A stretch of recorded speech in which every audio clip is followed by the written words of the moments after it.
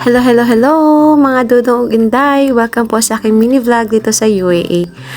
Samahan niyo po ako ngayon dito sa fish market. Bibili lang po ako ng pusit at hipon at isda. Bukod po sa inyong kaalaman, dito po sa ibang bansa, lahat po ng nagtitinda dito sa fish market nila ay puro po lalaki. Ayan.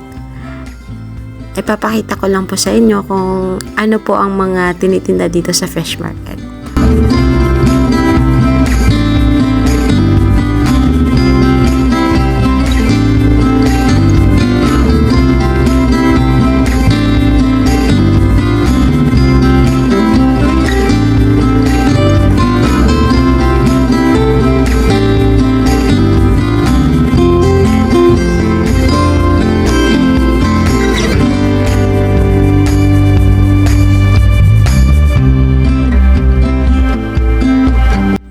Ayan, ito na po ang aking nabili dito.